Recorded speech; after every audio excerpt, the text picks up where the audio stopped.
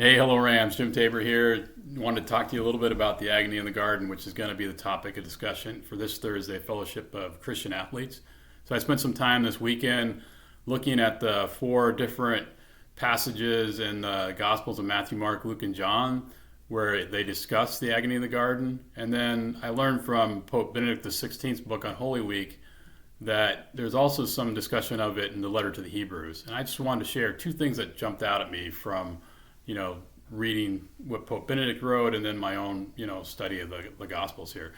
So I work primarily in the Gospel of Matthew, so Matthew 26, 36 to 46.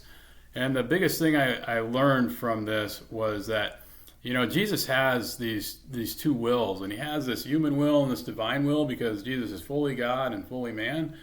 And obviously his human will is really struggling with what he sees coming down the pike here, because he knows from his divine nature that he has taken on all the sin in the world, and he's going to take all that and have to bear that up on the cross. So it's basically all evil from all time is coming to bear on Jesus, and his human will obviously is a little distressed by that. But because he has such great trust and faith in God the Father, he is able to conform his human will to the divine will of the Father and, carry out this task that he's been given. And, obviously this is something that, before the fall, we would have that ability as well, because we would have been perfectly in communion with, God. But because of the fall, we're not.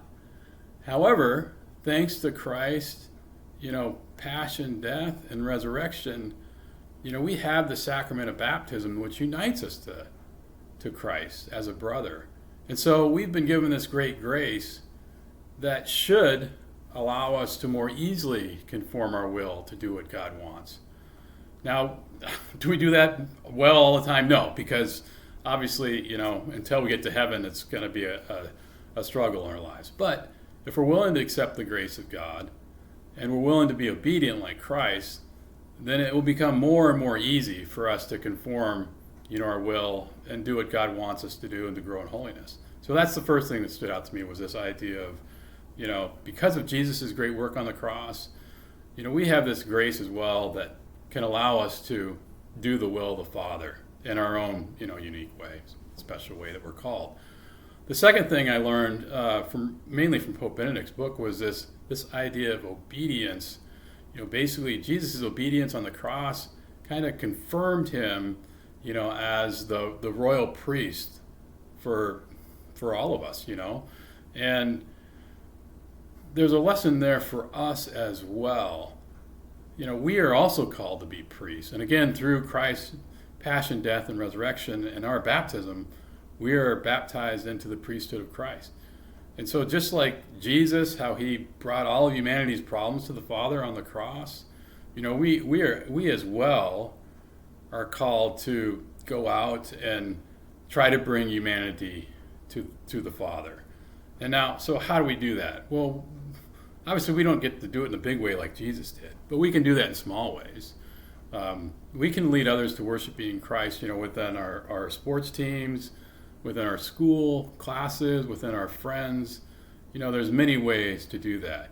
Are we obedient to our coaches? Are we obedient to our parents like, Christ would want us to be? And then are we willing to take on the burdens of some of our, fellow sports athletes, our fellow classmates, as they go through life, and bring them to the Father?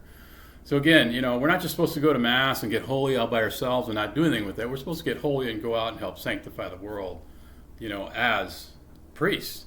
The priesthood of the laity, obviously we're not going to be celebrating Mass, but we're going to be at Mass, they're being fed like we should be. So those are two big things that stood out for me from this reading, and, ways we can apply it in our own lives. So again, by your baptism, you have grace from God, and you can do a better job conforming your will to the Father if you're obedient, and that you're called to be a priest and bring others, to the Father as well, and help, sanctify the world. So maybe you got some ideas. There's a million things that could come out of this reading, obviously, and we'd love to have you come on Thursday and share them with us. Okay, take care. God bless. Have a great Holy Week.